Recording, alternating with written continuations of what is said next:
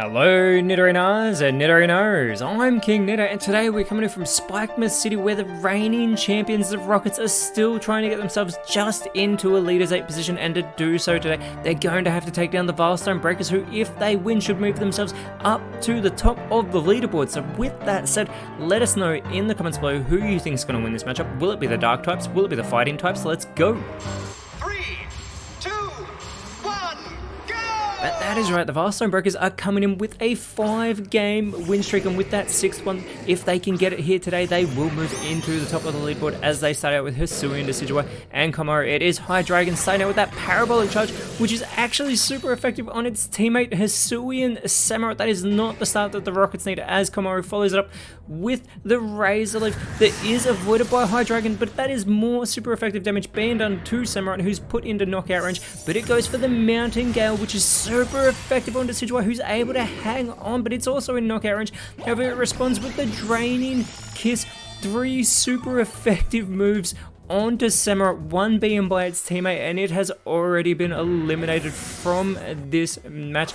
Out in its place though is Weavile coming out onto the field, and with that speed control it immediately goes with the Leer. It is going to lower those physical defenses of the very highly physically offensive Vilestone Breakers, and it's followed up by the Doom Desire being set up by Hydreigon, choosing Doom as that destiny for Decidueye, but Komaro follows it up with the Earthquake. That levitate ability of Hydreigon is going to allow it to avoid it, but its own teammate Decidueye is unable, so it's been eliminated. Everyone's going for their own teammates here. What is going on? But it is Annihilate now coming out for the Breakers as Weaver goes with the Flatter onto Komaro, so it is going to get a special attack boost, and it's already got that 100 base special attack, but it's going to be left in that confused state, so it may be doing damage to itself. But Annihilate is going to go for the happy hour. It is celebrating that they have had 5 victories in a row, but don't celebrate too early because that could all end here today as Hydreigon goes with the Tar Shot onto Annihilate, so it is going to lower that speed, also making it weaker to Fire type moves in the process, as Komaro needs to shake off this confusion or it will be doing damage to itself.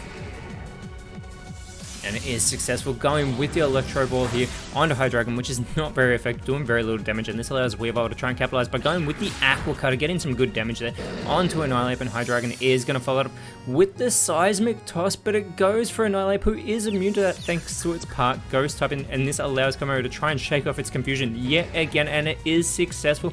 This time going for the Wild Volt Storm, yet again not very effective on Hydreigon, but gets in some really good damage there onto Weavile as Annihilate follows it up with the Triple Dive.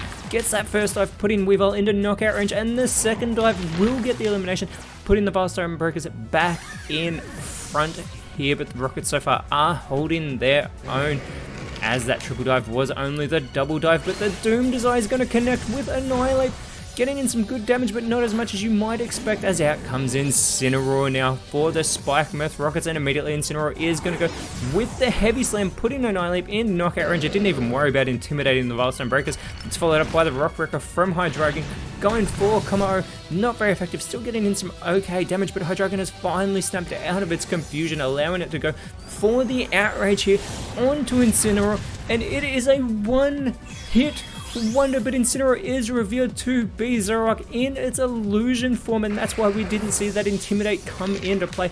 Annihilate is going to follow it up with the Psychic Fangs, but the Dark types are immune to Psychic type moves, so Hydreigon doesn't have to worry about it, as out comes the real Incineroar, and with it coming out onto the field, that Intimidate ability is going to lower the physical attack of both Annihilate and Komaro, as there is the recharge there from Hydreigon, allowing that Outrage to continue from Komaro to eliminate Hydreigon from this matchup. They need to get Komaro off this field, as Annihilate follows it up with the Speed Swap, which I think Incineroar is actually going to appreciate, because Annihilate is currently quicker than Incineroar here on the field, as Incineroar goes with the Lunge, and it's not very effective. Annihilate is still hanging on, but yet again it does have its physical attack lowered, as out comes Greninja as the last Pokemon for the Spikemas Rockets, and immediately it goes for the Body Slam. So with that Protein ability, it becomes a normal type, and it goes for the Body Slam onto Komaro and gets that elimination. They've got Komaro off the field. That's what they need to do. Incineroar needs to follow it up. It goes with the Tearful Look instead of trying to capitalize for the huge play. It is going to yet again lower that physical attack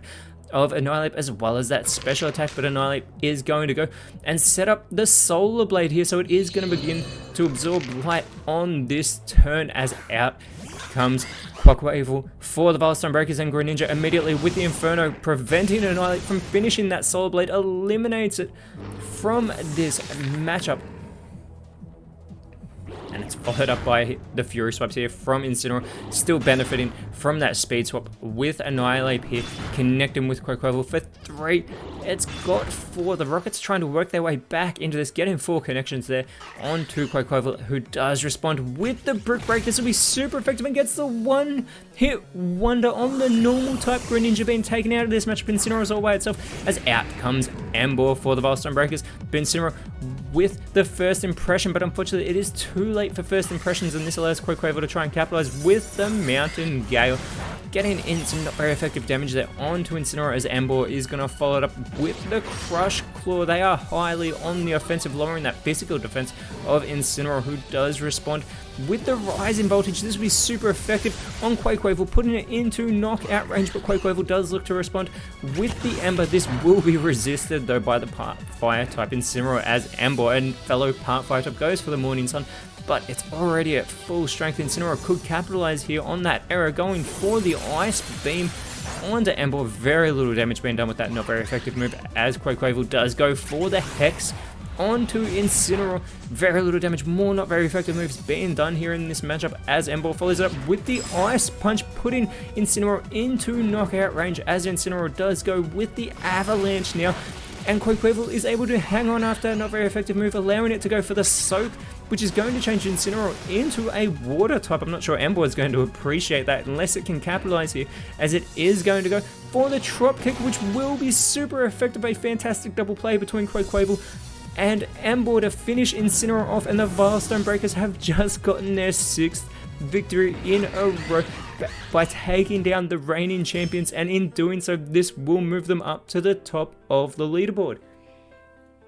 And next round they want to follow this up by taking down the Sootopolis Aqua, whereas for the Rockets they've dropped to 17th place now. They are in the bottom 3, and next round they will be going up against the Eterna Devons, but until then, Nidorinos, thank you so much for watching. Let us know in the comments below who you thought was the best on field, and if you enjoyed what you saw, please leave a like, share, subscribe, but more importantly, always remember, you are awesome, and I'll see you when you see me.